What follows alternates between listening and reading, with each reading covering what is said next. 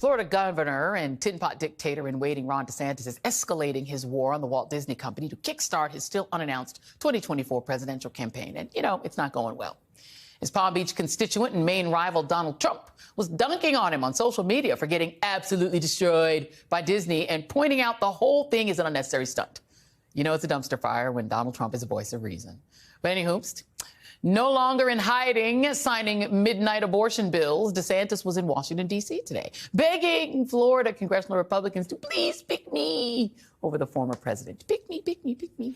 Joining me now is Nikki Fried, chair of the Florida Democratic Party. And, Nikki Fried, beyond begging the members of the delegation not to endorse Donald Trump, he's now got to face the Richie Riches kind of getting off the train. Former Goldman Sachs CEO Lloyd Blankfein tweeted, "Does this man have the temperament to be president? Disney's lucky he doesn't have the launch codes." Financial Times top Republican donor Thomas Peterfy has soured on him because of his social issues stances on abortion and book banning. And he says, "I have put myself on hold because of his stance on abortion and book banning. Myself and a bunch of friends are holding our powder dry." What's happened to poor Ron?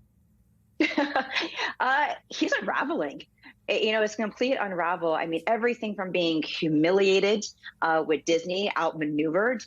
Now he's seeing members of his own congressional delegation in Florida not getting his back. I think there was 2 more today, even after his D.C. trip, that have endorsed the past president.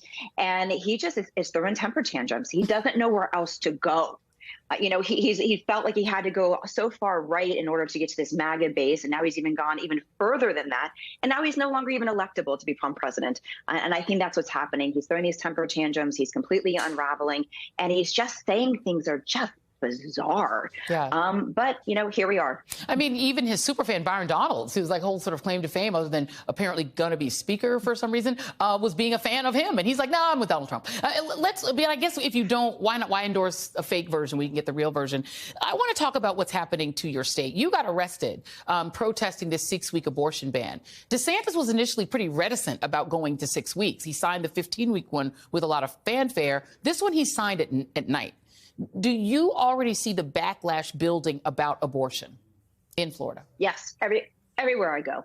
I mean, the reality is that 75% of Floridians didn't want this. We already just literally last year had the 15-week abortion ban that is still going through the courts. It's sitting in front of our Florida Supreme Court.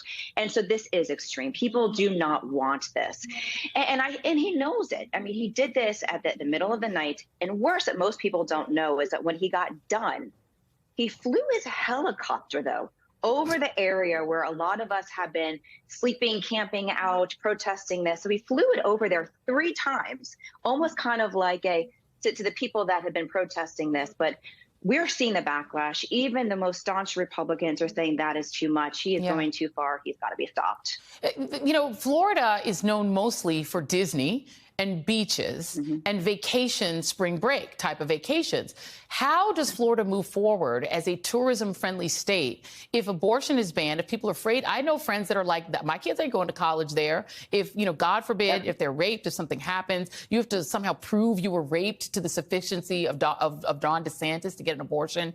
Now that it is an anti-abortion state and Disney is under fire, how is it different, like, tonally from Mississippi? Or, I'm not sure how it remains Florida. Yeah, and that's part of the issue that I've been talking about. And I'm sure you all saw that he actually made a comment earlier this week, or a latter part of last week, saying that there was no Florida pride until he became governor. And that is the most, again, weirdest thing that I can ever think of a governor saying, that the people of our state have had no pride. Look, here's the deal. Florida has always been more of a libertarian state, to your point. People come to the beaches, people hang out in Key West, they go to Gasparilla, they just do their thing. And what he's doing is a shock to the culture of our state. We are not part of the South. Maybe the northern part of our state has always been deemed as kind of more of a Southern mentality, but the central and south part of our states have not.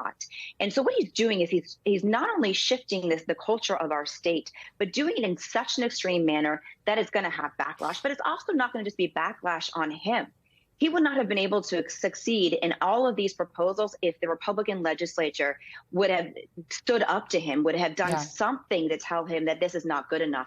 They all just completely have bowed out. and kissing the ring to the expense of the people of our state. I'm not sure that international visitors are going to be excited about the idea of coming to a state that has unleashed unlicensed handguns everywhere. So guns everywhere, abortion is banned, and he's fighting with Disney, but he already got beat by the Disney princess. Harry and Meghan's daughter controls the fate of Disney now. Ron, that has to really hurt his spirit the most, probably of all. Very quickly, how is Fort Lauderdale doing? Because he didn't pay attention to the flooding there either. Yep, I was here today, and unfortunately, Ron still has not been down here. I mean, Yeah. Fort Lauderdale, Broward County is strong, and everybody's going to be okay. But of course, we've got a property insurance disaster that has already been in the making, and this is only going to make it worse. It's just going to make it worse. Nikki Fried, thank you very much.